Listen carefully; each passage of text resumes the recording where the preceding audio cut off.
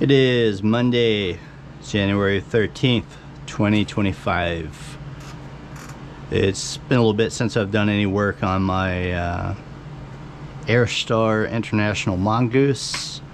I recently put in this new fuel tank, and this is the first total overhaul that I've done. This helicopter was very rough looking when I originally got it. You know, all the frames were black, belly plate was black, the skid tubes were black, Zimmerman muffler was black, everything was black. Tail boom, the tail boom supports the horizontal stabilizer, the tail guard was black, and this was definitely a project helicopter. Looked like it had sat in a barn for like 5 or 10 years. It was covered in dust and dirt. Had this engine. It's a Zenoa G290 sent off to B.H. Hansen up in Pennsylvania, and Al worked his magic on it. So he said the engine looked like it's brand new. Not sure if it had ever really been ran before, and so he converted the Zenoa 290 to a 300 Max. So these engines, they're currently owned by Husqvarna, and it's a company called Zenoa. They originated as basically just weed eater engines, you know, so they were modified for RC, and they're just a little two-stroke engine. So you just knock off the last number, so that means this Zenoa 290 is a 29cc engine, and you basically just mix two-stroke oil with gasoline, and the difference is, like, as a weed eater engine, you can do it at a ratio of like 40-1, but in the RC helicopter you want to mix it at 32-1, because these engines are running, you know, at a lot higher RPM for a lot more extended periods of time. And this heli came with the fluorescent green frames and the belly plate, but I had to strip it apart to install that. So it looks like a brand new helicopter now.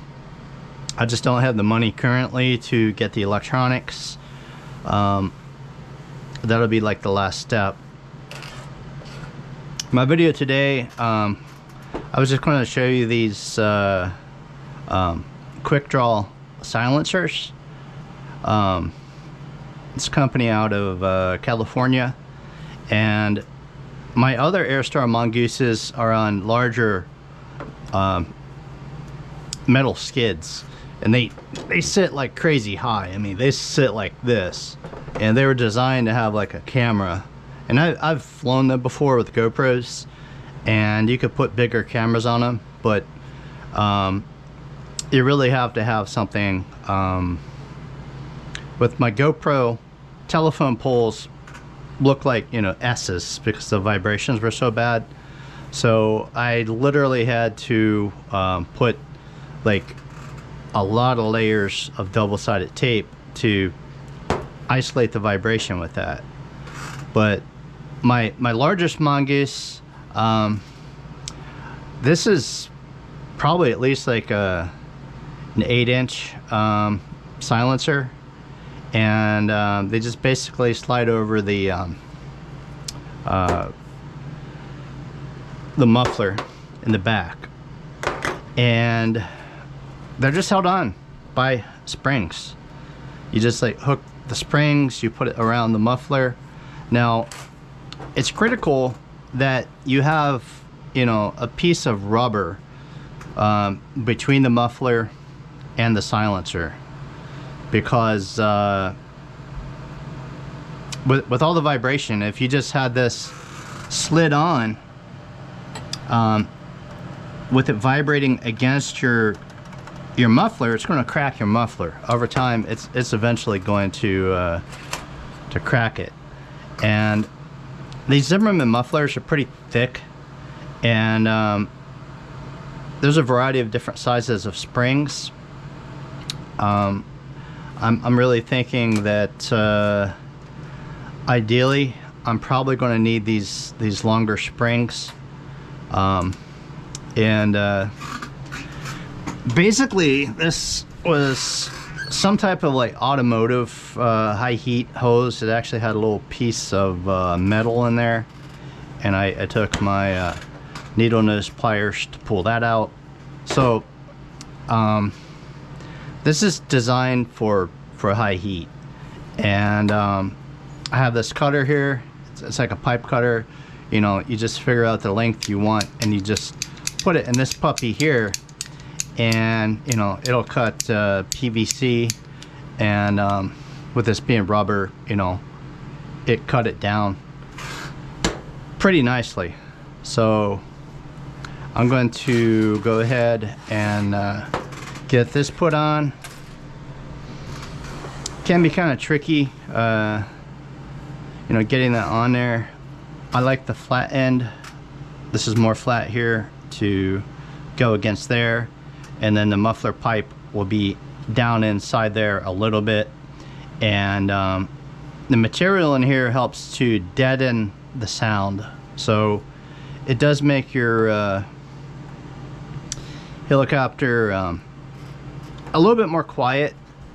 You're always going to get some engine roar from the carburetor coming out of the air filter. My my other Mongoose, it had like the smaller air filter. I bought a Toyota oil wrench where it's kind of like a bowl shape, and I slid it on, screwed it on, so it kind of acted as a shroud to kind of block the noise, so that it, you know, kind of reflected the noise, bounced the noise in towards the engine. So I'm gonna go ahead and get this installed. May have to kind of experiment with the springs, you know, to figure out, you know, which size springs are going to work best for that.